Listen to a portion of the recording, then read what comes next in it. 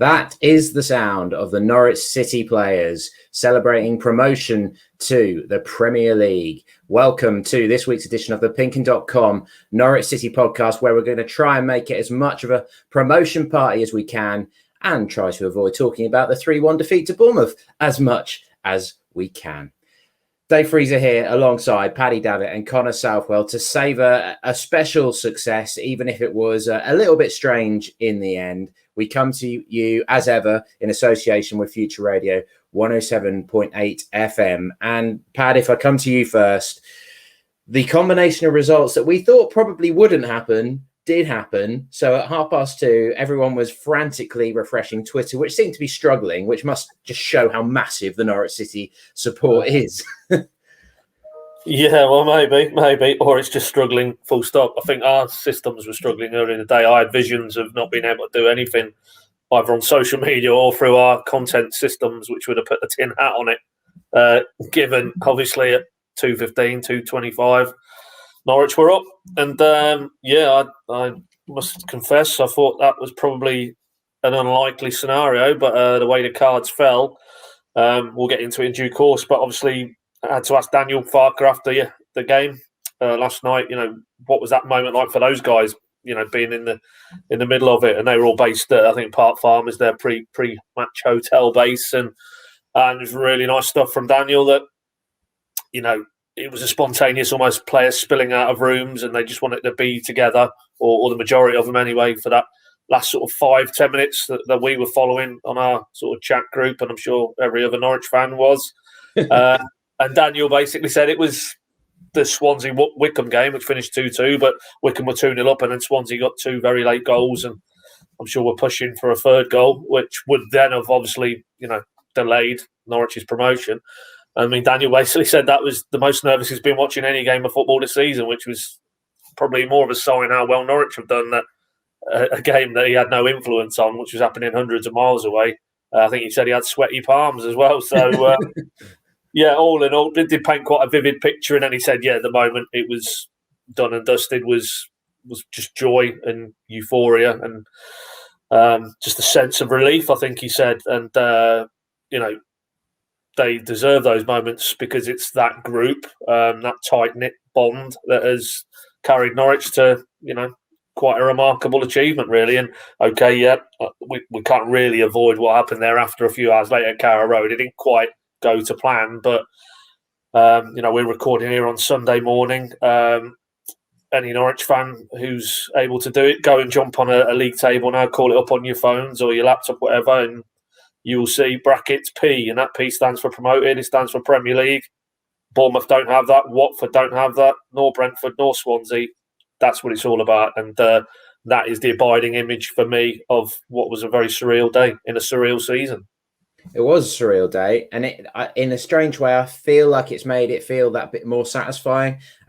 We also put the pod out on YouTube now, so those of you who are watching will be able to see that I've actually busted out a Norwich shirt for the day. This is the shirt from 1986, which is the year I was born, so it was bought for me, and it's quite a nice job the club have done of recreating it. So I thought I'd wear that to sort of mark the occasion. But Connor, how did you find it all? I mean, I still managed to get a bit of an adrenaline pump from it, a bit of excitement from it, because we did the video at 5:00 from Carrow Road, didn't we? Where we got loads of comments from across social media from around the world of how people were enjoying it and celebrating it. And I think because of the strange circumstances, there still was a real sort of bubble of joy created around what had happened.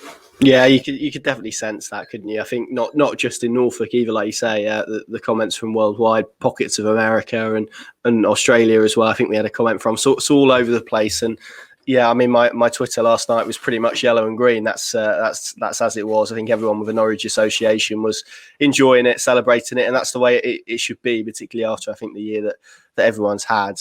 You've got to take the joy that is given to you, and football has helped provide that. So yeah, I'm really glad people were able to enjoy it, whether they were in Norfolk, Norwich, elsewhere. Obviously, we had a few fans down at Carrow Road as well, didn't we?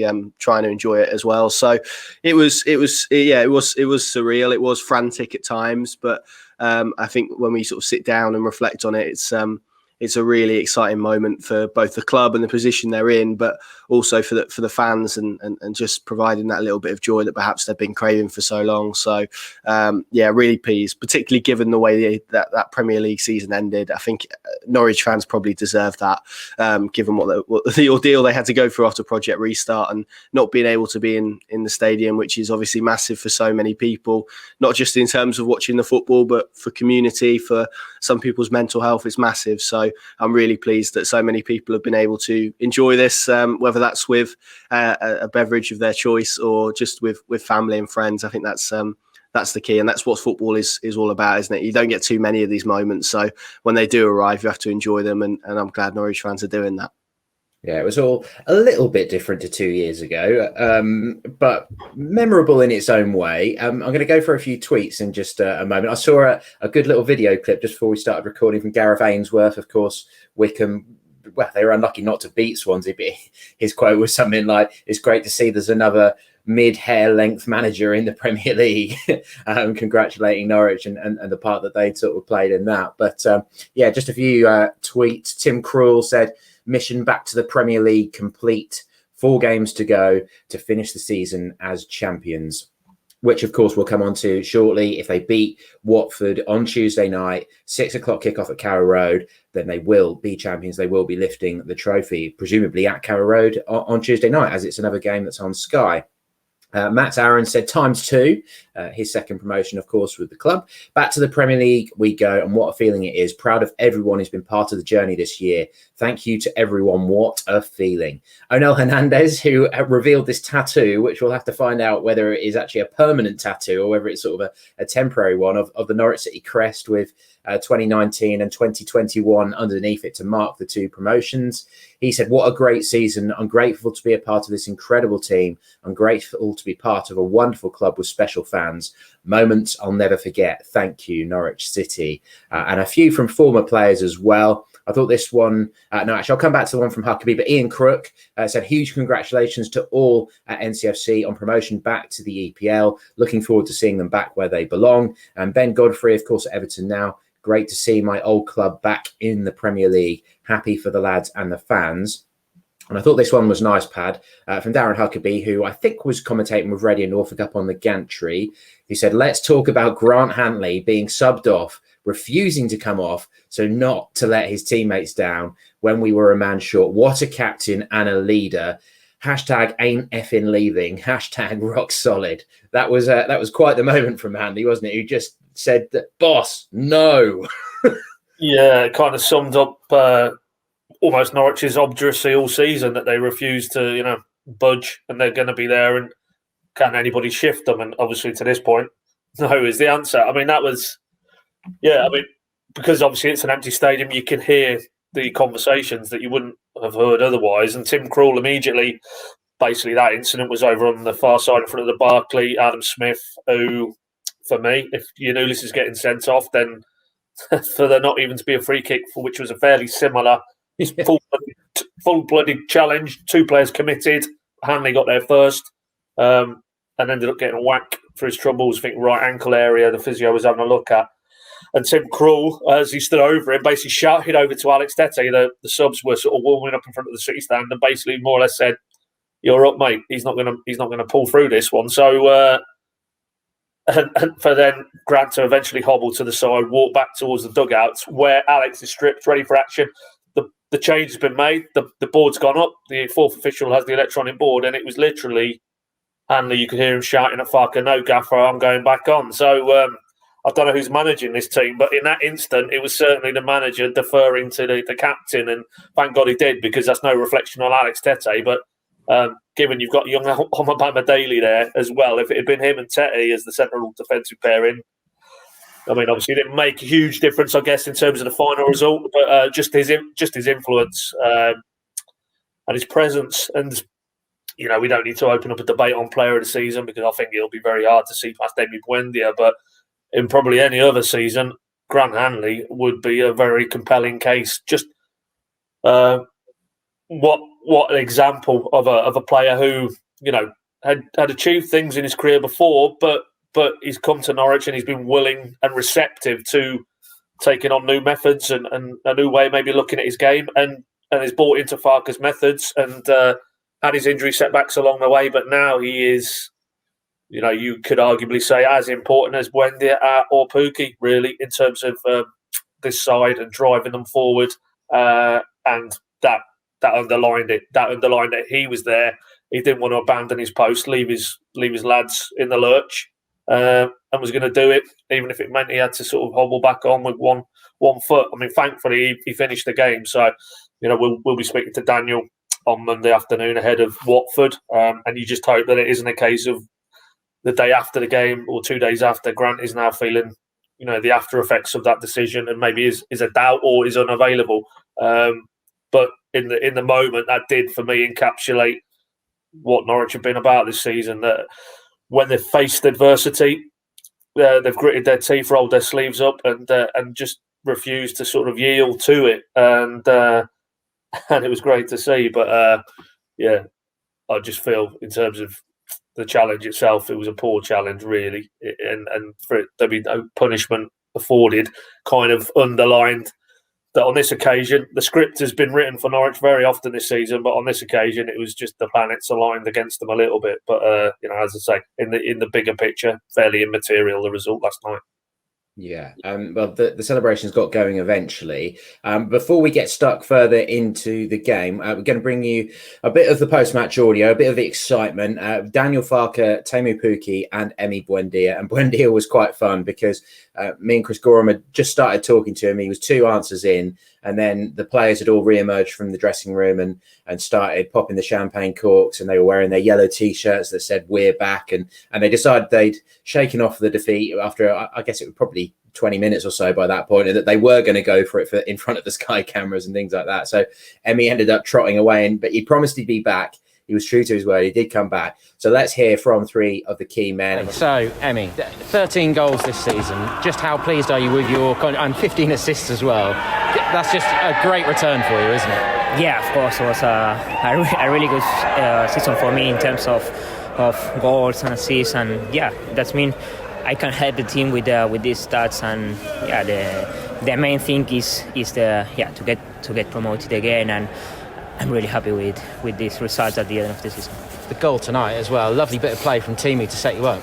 Yeah, no, very very good. Also the pass from Kenny in the beginning of the play was amazing, and Teemu he scored a lot of goals, but then also he was really calm, and then his pass was amazing and was a bit easy for me to score today.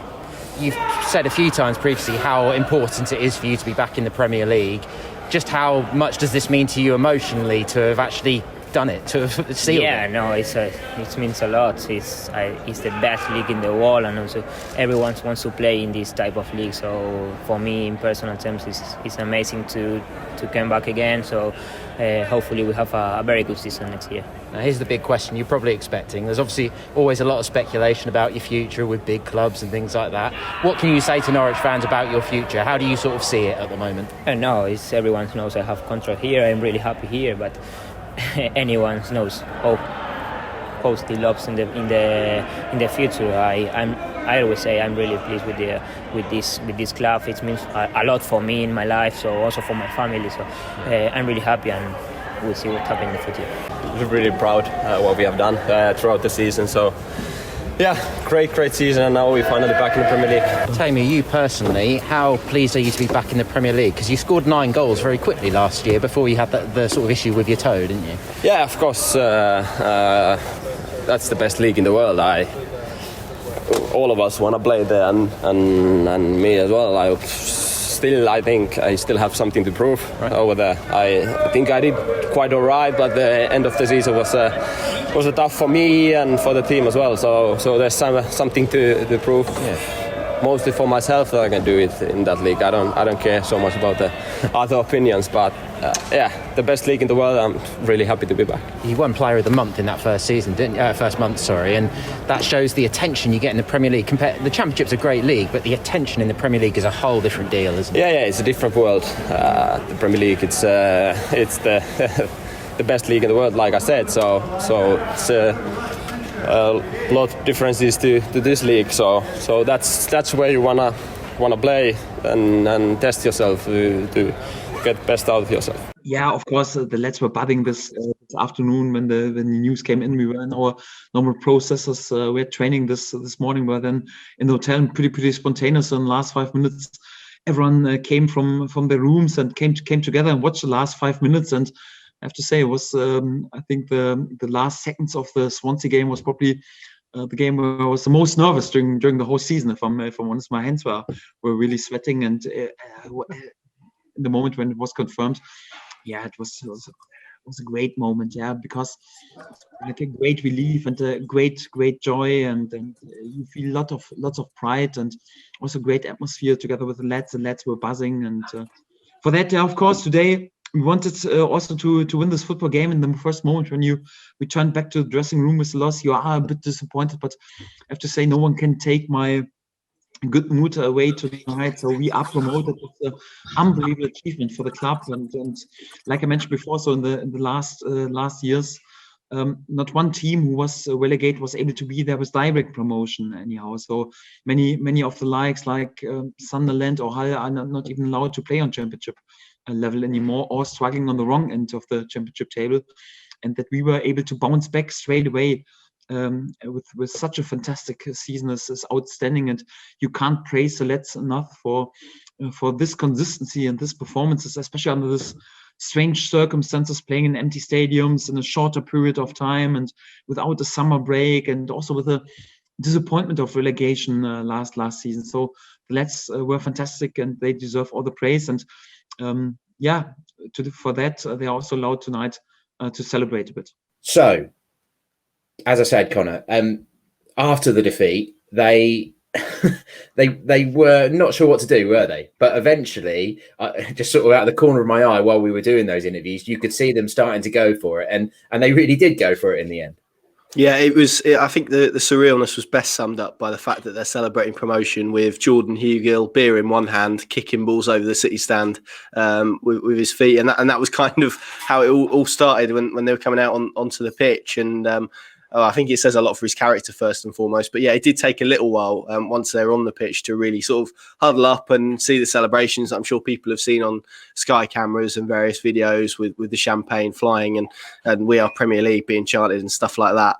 It did take a little while to warm up, and then you had Kenny McLean come on in his pants and Ben Gibson waving his crutches in the air. So yeah, in the end, it got going fully, and it was nice to see, to be honest, because even though there weren't fans in, it was nice for the players to have that moment, I think, of celebration to enjoy the season. Because I think Daniel Farke always puts it nicely when he goes, if you can't celebrate these moments, then I think you're probably looking at yourself and going, well, why am I a footballer? Because the relentlessness and the and what you have to put aside and the kind of sacrifices you have to make along the way as well, I think for a lot of these players is massive. And so it's good that they got that moment to celebrate. Equally, it's hard not to feel a little bit disappointed for some of the young lads, Bali Mumba, Adam Eder as well, who maybe didn't get that experience 2 years ago and maybe didn't get to celebrate it with supporters in the same way.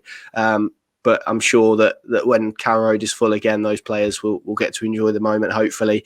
And yeah, it was good to see. It was good to see. And yeah, I'm glad that they did take a moment just to enjoy themselves, even if it maybe it was for the cameras, and it would have been interesting to see what happened if perhaps Sky weren't there. But yeah, they enjoyed themselves, and certainly from various videos of the changing room and thereafter. Firstly, I fear there might be some sore heads this morning, but equally, it was good to see that those celebrations continue in the changing room, which of course is probably really the only place they could happen, given all of the various restrictions and all of the various places that are closed. But yeah, really, really glad that we got to see some celebrations and some signs of their success being rewarded and celebrated. So yeah, and I'm sure it lasted long into tonight, particularly where Kenny McLean is concerned anyway. Yeah, I wonder if anybody had a mayor's hat for him this time, or a bell, or a bottle of Mad Dog 2020, of course, his tipple of choice. But yeah, they enjoyed it in the end, and rightfully so. They should. You've, as Daniel Farke said, they've got to make the most of these moments, and it has been a a slog, a difficult season. It's been compacted. The season started a month later than usual, so the schedule has been hectic. It's not even that long since we were talking about all that fuss at Preston on Good Friday, where when some players were facing 2 games in 48 hours and all that sort of stuff. So I'll mention at this point again that we did the video from Carrow Road at 5 o'clock on Saturday, so that's on all our social media channels on YouTube. That's a really good watch to get a feeling of the sort of promotion buzz as it was at the time, as we started to look ahead to kickoff. A few tweets we had in from City fans. Steve Brindid said he was celebrating Sunday afternoon now in Perth, Western Australia. Headache just about finally gone. Been singing all day after only 4 hours sleep. So proud of the whole club. On the ball, City. We are Premier League. Rachel McLeod sent us a picture of them setting off fireworks in their back garden. So that looks like good fun. Martin Manning says he's hanging like a fruit bat. So he's had his fun. James Hotchkiss says, I'm wondering how the refs hangover must be.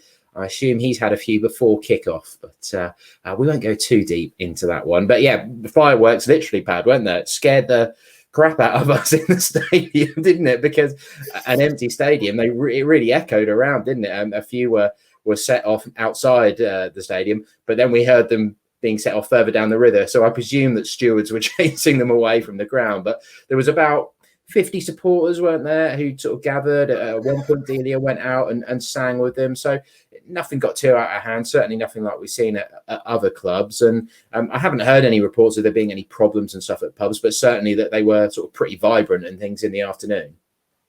Yeah. I mean, that was quite strange because it started in the first half, sort of around the back of where the the Holiday Inn is, in between the Barclay and the South Stand, and there was probably sounded like 1 or 2 voices. Then, as you rightly say, second half, it was like, God knows, dynamite or something. It was a very loud bang, and then after the game, while endless rounds of post-match media have been conducted inside the stadium, and we're privileged to be in there, it did feel like there was quite a few outside. So there was a bit of a crescendo to the celebrations outside, but yeah. Worth reiterating that it did appear to be a fairly small pocket, and obviously when there is footage of Delia conducting the orchestra, but I mean it was all socially distanced, so I don't think there'll be any issues at all there with that one. But I think the vast majority, which is the eternal sadness of the season, really will have watched from afar and probably been in their little socially distanced pods and savoured it. But yeah. Just to reiterate what we've already said, I did get the sense on the 5 p.m. show on Saturday that, there was a genuine outpouring that they can't be together. They can't be 26,000 heading down to Carrow Road as it would have been for that Bournemouth game.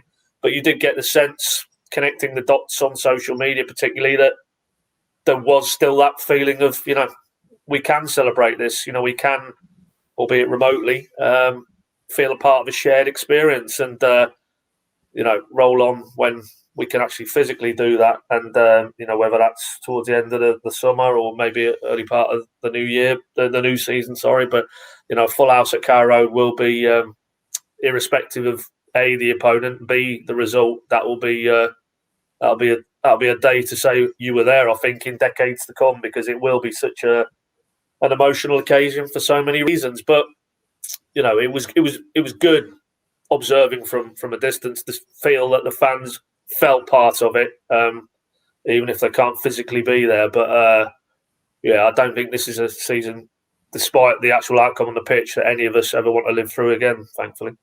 Yeah, there was a green smoke bomb which floated over the City stand at some point, or the smoke did at least. And while the players were celebrating, they tried to boot the ball onto a load of the balls onto the roof of the City stand, didn't they? Hugh Gill, Max Aarons, they just started messing around, but there was no lap of honour, as it were. So interesting. But as you say, that day when it finally arrives, that first proper throaty on the ball City, as we've said a few times, there's going to be tears around Carrow Road. I think some people will struggle to get the words out, won't they? It's going to be a special occasion. But we've put it off long enough. The actual game, Connor, Norwich started off like a train, didn't they? Up in the 5th minute, Emi Buendia with his 13th goal of the season.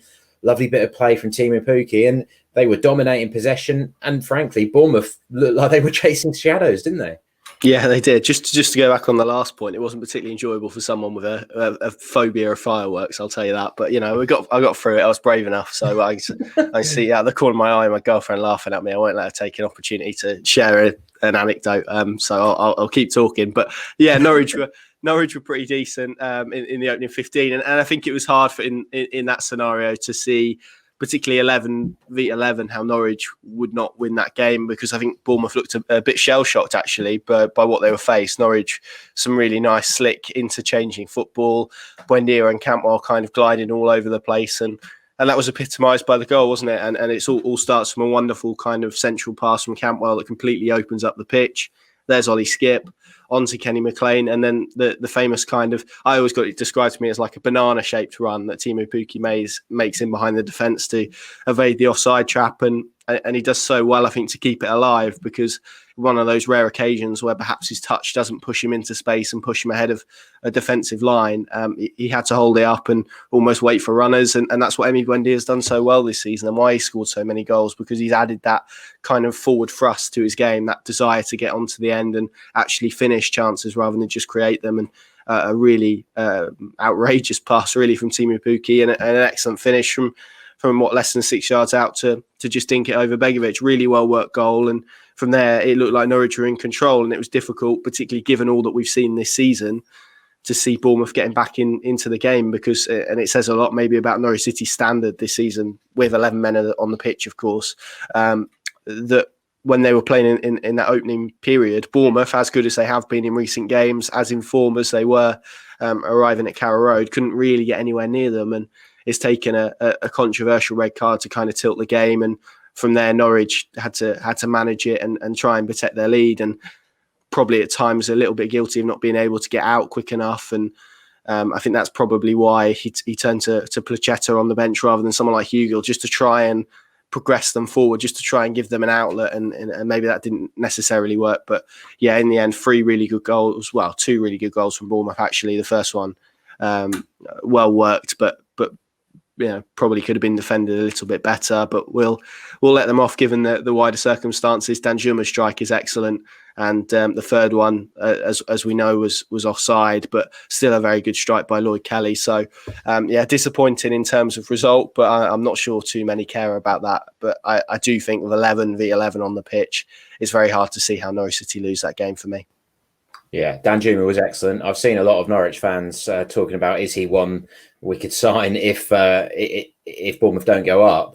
I think you're getting a bit carried away if you think that's possible, because you're talking about a 25-30 million pound player there, aren't you? He's a Dutch international. He's had a fantastic season. He scored a good goal against Norwich, which settled the game on the South Coast as well, didn't he? So while you were talking, I was just having a look, and there's only 2 other teams who've got more red cards in the Championship this season than Norwich.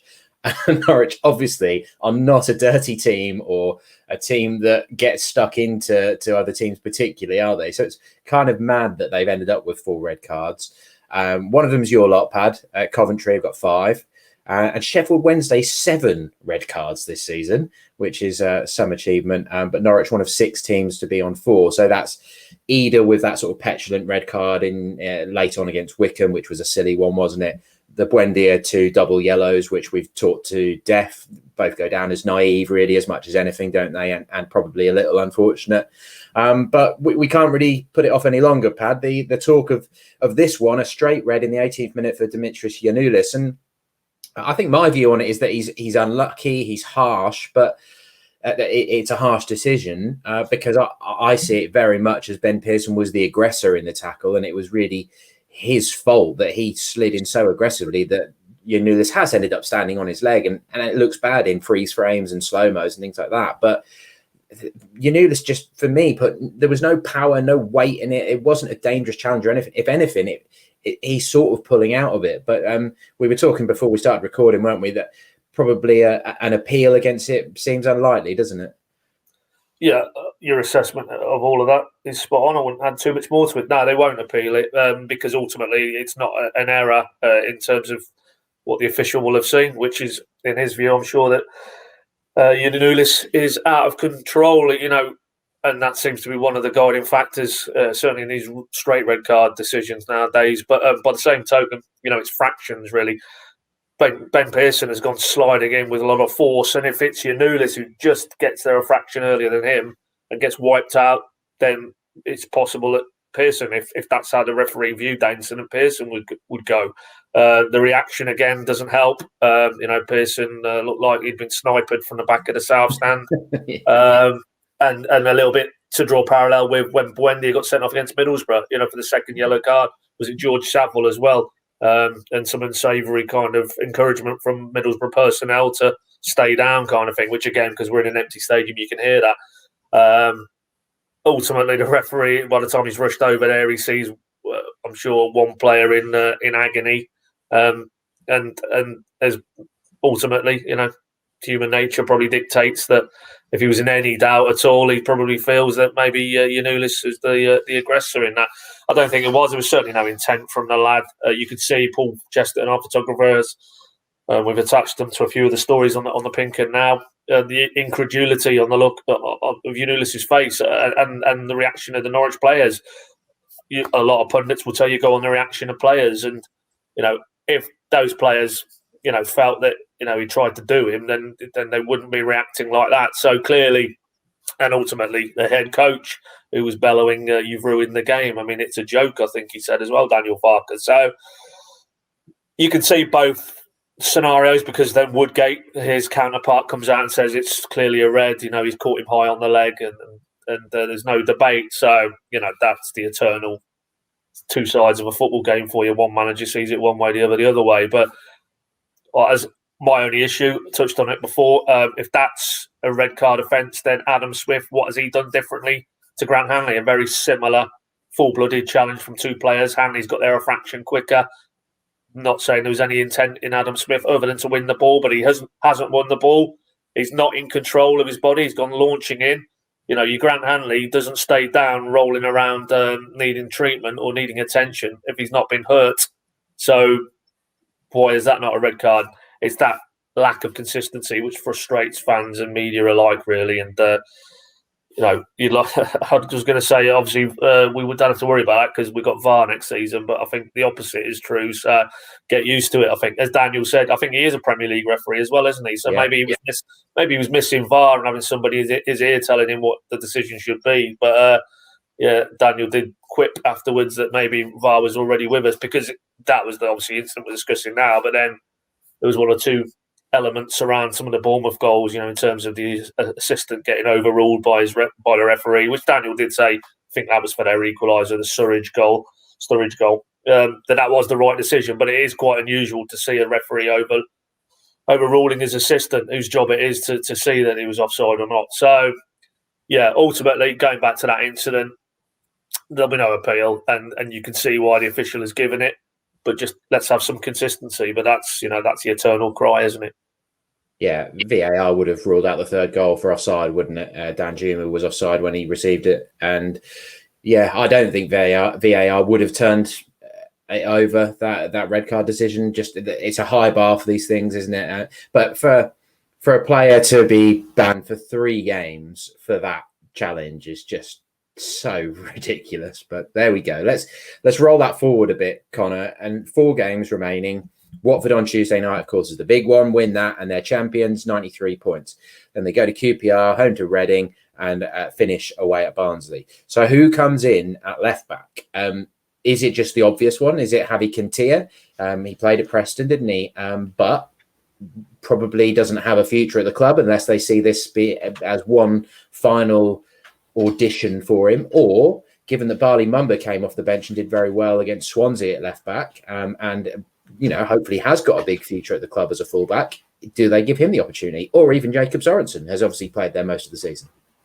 Yes, it's an interesting debate. I guess on the Quintilla point, it may depend on various clauses and stuff that he's got to meet and how far he is off that. Because if there's, I don't know, 3 games until that triggers a permanent deal and Norwich City don't necessarily want him to stick around, then that may come into their thinking. Who knows? I think I'm not sure he would be anywhere near that given the amount of football he's missed in the Championship this season. So I would expect him just to come in. I think we've seen enough from Daniel Farke to suggest that when a player drops out, and Emi Buendia is perhaps the best example of this, that when a player gets injured or suspended, he likes a player to play in their natural position. So I think we'll see Quintilla just for continuity, just for consistency. He's not a coach that will make 2 changes when he can just make 1, for example. So my gut feeling is it will be Quintilla, unless what I've just stated before. There's obviously various clauses and stuff around this loan deal and making that permanent, in which case I think it would probably then be Jakob Sorensen, as we saw last night. But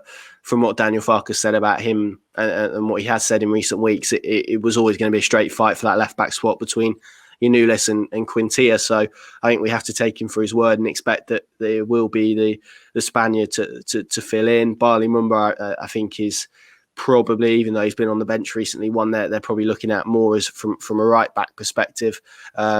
And then obviously energy and stuff on the bench, and he's looked very bright every time I've seen him play, but very raw defensively. I think that was shown at Preston when he was caught out. So yeah, a long-winded way of saying, for me, I think it will be Xavi Quintilla, but hinging on obviously that contractual stuff, and then whether there's any more changes to that, I guess, like you said, like we were discussing, depends on Hanley and what you do there and whether that will have any impact. Maybe we'll see Sorensen at centre back on Tuesday. That wouldn't be completely surprising. So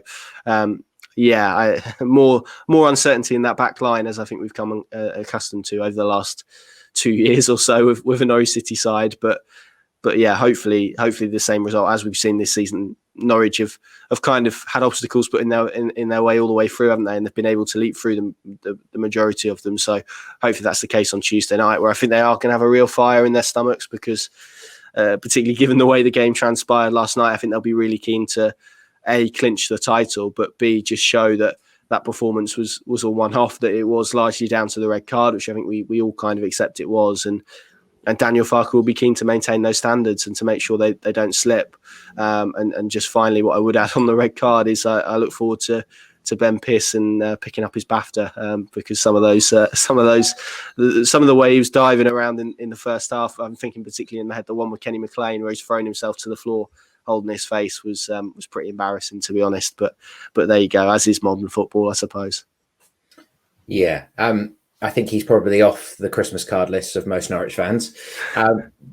Let's keep that going forward. I mean, I think Quintilla probably will start against Watford, mainly because if you went with Mumba at 19, Emi Buendia at 18, Aarons at 21, all alongside Hanley against the second best team in the division, probably doesn't quite make sense. You go with someone who's a bit more experienced. But Ismail Assar gave Jakob Sorensen a torrid time on Boxing Day, and he's in good form at the moment. And Quintilla, defending hasn't really been his strength so far, has he? So I wouldn't be totally surprised if he went with Sorensen again as somebody who can put their foot in a bit more. But whoever it is has got a job on their hands, and that's a slightly difficult selection decision for Daniel Farke there. So particularly, let's hope that Grant Hanley's ankle is okay.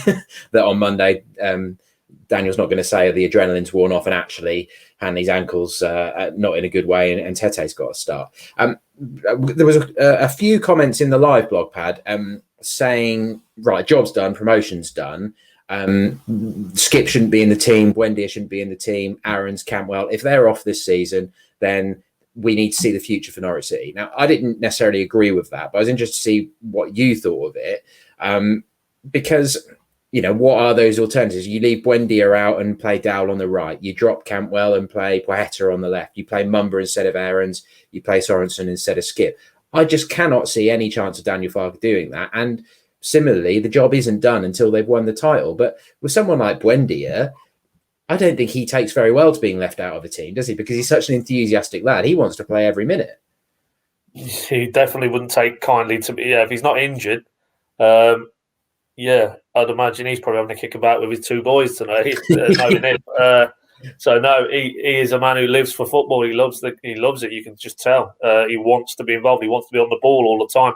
No, that won't happen. That scenario, funny enough, was put to Daniel on Friday pre-match. Basically, will you experiment if the job is done, and if you define the job as promotion and the title, or vice versa, or one or the other?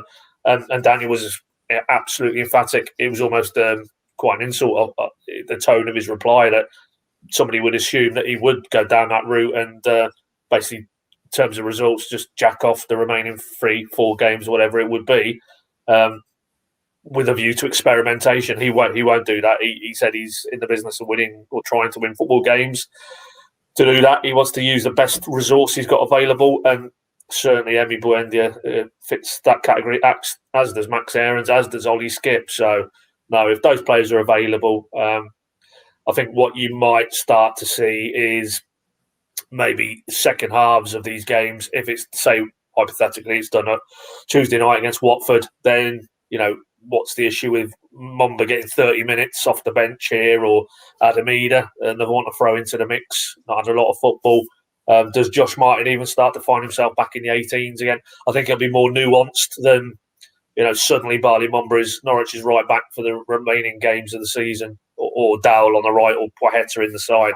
I also thought it was quite illuminating that Daniel was actually, without being prompted on Friday, talking about these records that are still there and tantalisingly in reach, as Tim Krul was, getting to 100 points. These are fairly rare occurrences in a professional's career, be it coach or player, to get to these levels and look back on a season where you've hit 100 points or X amount of clean sheets if you're Tim Krul. And I think that will ensure that whether it's Daniel or whether it's the players, they will go right to the end. I think, yes, inevitably, if it's done and dusted against Watford, the edge probably won't be in their play. The focus won't quite be the same. But and Daniel, finally, all I would say is would probably make the point that, it's that mentality, and you need to carry a bit of momentum. And of course, they'd take the momentum of being back in the big time into the summer. But if you go into it on the back of 3 or 4 poor results,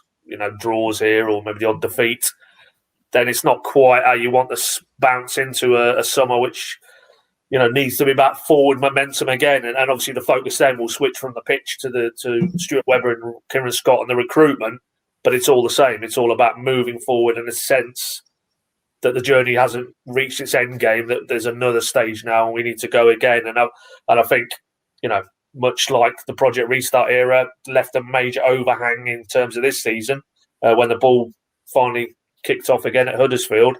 I think to a lesser extent, obviously, because mission has been accomplished, as the club have tweeted, to mark the promotion. You still, why would you, and unwillingly do that? Why would he want to run the risk of, taking some of the air out of the balloon, really? And by playing players who, let's be honest, Barley Mumba won't be a starting option in the Premier League. He's far too young, far too inexperienced. If it isn't Max Aarons, they'll have to think of another solution. Ditto Ida, ditto Martin. Even I'd throw Poeta into that category. One season in England. He hasn't established himself at a championship level, so it's unrealistic to expect him to do it in the Premier League. So really what we're talking about here is, with those characters, is, players who might be part of a Premier League squad, but not a Premier League 11, certainly not at the start of the season. So for me, no, categorically, Daniel Farke will not be experimenting to that degree. That was the argument that I came round to in the end when we had this discussion, that Mumba, Sorensen and Poeta aren't necessarily the replacements for Aarons, Skipp and Cantwell. If those 3 are not here this season, just for an example, then you've got to spend money. You've got to replace them properly, because they are key players, aren't they?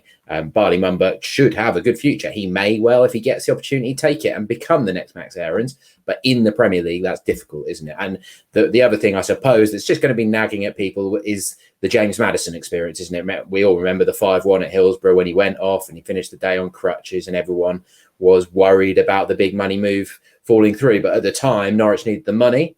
At the moment, they don't need the money. And as much as we maybe expect big bids to arrive for these boys, for Aarons and Buendia in particular, Norwich don't want to sell them. If those bids don't arrive, I'm sure Stuart Webber and Daniel Farke will hope to still have them available at the start of next season. But there's a lot of water to flow under the bridge. There's a lot of time for us to discuss the Premier League. We'll leave it there for now. Connor, is your sponsored silence this week? Is that this Thursday? Yeah, much to the relief of everyone. Yeah, this Thursday. So luckily I didn't time it for a promotion or anything like that. So yeah, that's good. Yeah, I think my girlfriend would be happy for me to take one on as well. She's sick of hearing about how many points behind Swansea and Brentford. So, have you got it mapped out on your fridge? Various different scenarios and stuff like that. I think she knows them all now. Doesn't care, but and also for your promotion parties, if you're enjoying the rest of the season, and we've got a Spotify playlist which is called very simply the PinkUn Podcast's Norwich City playlist. That's got all the songs that you'd imagine to sort of have a bit of a promotion party. But for now, thank you very much for listening. We've got loads going on. I'll mention Terrace Talk now, which Connor will be recording 7:00 Sunday evening. So you may have already that may have already passed by the time you're listening to this, but that will be available on our social media feeds, YouTube channel. I think we'll put it out on audio as well, won't we? So that's very much worth listening to. We've got loads of fans involved in that one, so a little bit different to this podcast. And also in print, print always comes into its own a little bit at these times, doesn't it? So Monday, the PinkUn Inside the EDP and Evening News will be a 20-pager, all the usual stuff, 6 things, ratings, Paddy's verdict, but with lots more added in as well. So a bit of a souvenir edition to keep there and a proper souvenir edition to follow later in the week. I think it's Thursday. I'm not sure how big it is, but it's a big one. Our head of sport, Chris Lake, has been working away on that in the background, and we've all been contributing to it as well. So I think that's Thursday, again, in print in the EDP and Evening News. So we'll make sure that we publicise that all properly. And throughout the rest of the season, really, I can promise you we've got lots lined up. We're working away, planning lots of stuff, and hopefully got lots of good interviews on the way. But for now, enjoy it, enjoy promotion, enjoy thinking about the Premier League. We'll start turning attentions to it now. But for now, thank you very much for listening, and we'll catch up with you soon.